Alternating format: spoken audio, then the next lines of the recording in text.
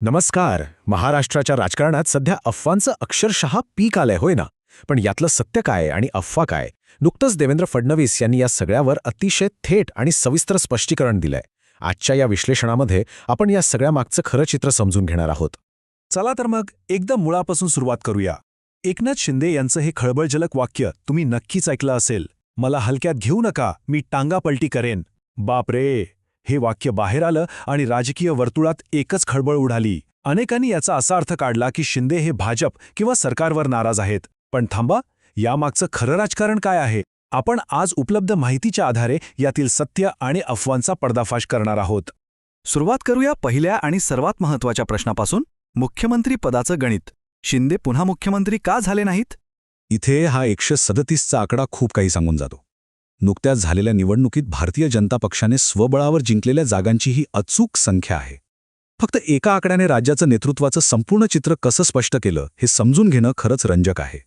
आता हे गणित थोडं बारकाईने पाहूया. एका बाजूला आहेत भाजपच्या 137 जागा आणि दुसऱ्या बाजूला आहे बहुमताचा 145चा जादुई आकडा. म्हणजे भाजप स्वबळावर बहुमताच्या अगदी उंबरठ्यावर होता. विचार करा, अशा परिस्थितीत जर पक्षाने मुख्यमंत्रीपदावर दावा केला नसता तर त्यांच्या तळागाळातील कार्यकर्त्यांमध्ये किती चुकीचा आणि नकारात्मक संदेश गेला असता. राजकारणात असा संदेश परवडणारा नसतो. आणि म्हणूनच देवेंद्र फडणवीस यांनी दिलेल्या माहितीनुसार एकनाथ शिंदे यांना हे संख्याबळाचं गणित अगदी व्यवस्थित समजलं होतं. जेव्हा वरिष्ठ नेत्यांची बैठक झाली तेव्हा तुम्हाला आश्चर्य वाटेल, शिंदे यांनी कोणताही विरोध न करता अवघ्या 1 मिनिटात भाजपचा मुख्यमंत्री होण्यास होकार दिला. एवढ्या मोठ्या संख्येने जागा जिंकल्यामुळे भाजपच मुख्यमंत्री पदाचा खरा हक्कदार आहे हे त्यांनी लगेच मान्य केलं.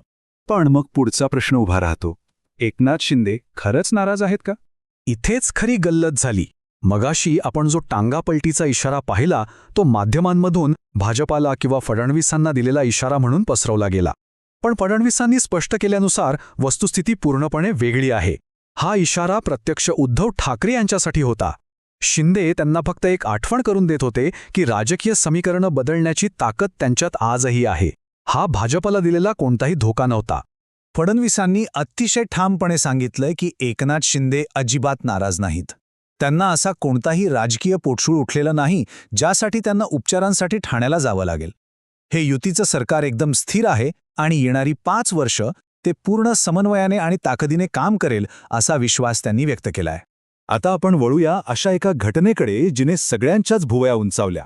ठाकरेंसोबतची बैठक आणि त्या 20 मिनिटांचं सत्य. झालं असं की विधान परिषदेतील एका निरोप समारंभात थोडी मस्करी सुरू होती. उद्धव ठाकरे यांनी हसत हसत फडणवीस यांना विरोधी बाकांवर येण्याची ऑफर दिली.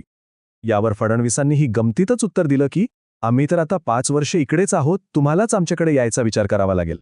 पण बघा ना, माध्यमांनी या एका साध्या हलक्या फुलक्या विनोदाला चक्क एका गंभीर राजकीय ऑफरचं स्वरूप देऊन टाकलं.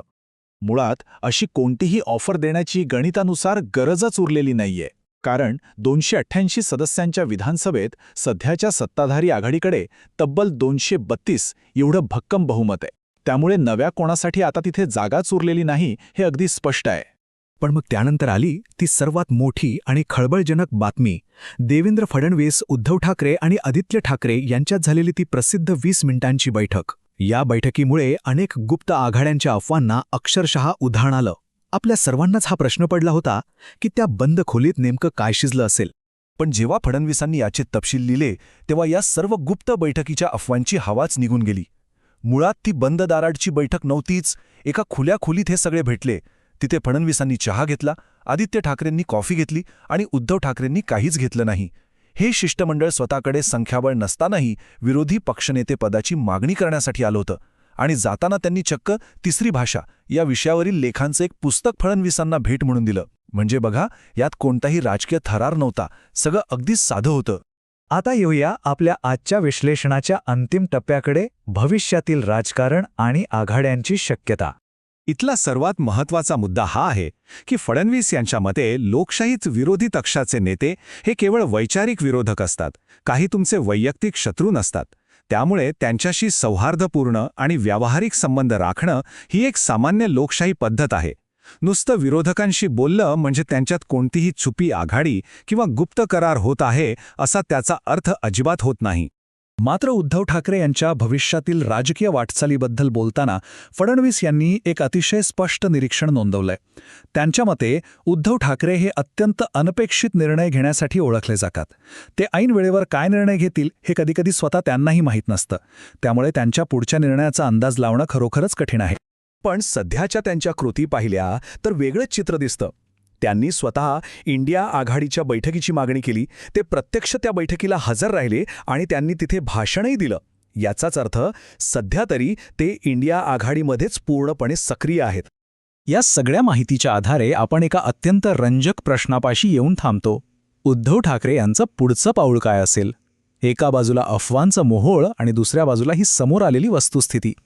महाराष्ट्राच्या या राजकीय पटावर कोण कधी कोणासोबत जाईल आणि कोणते नवे राजकीय फासे टाकेल हे पाहणं अतिशय रंजक ठरणार आहे. तुम्हाला काय वाटतं? या अनपेक्षित राजकारणात पुढे काय वाढून ठेवलंय हे काळच सांगेल.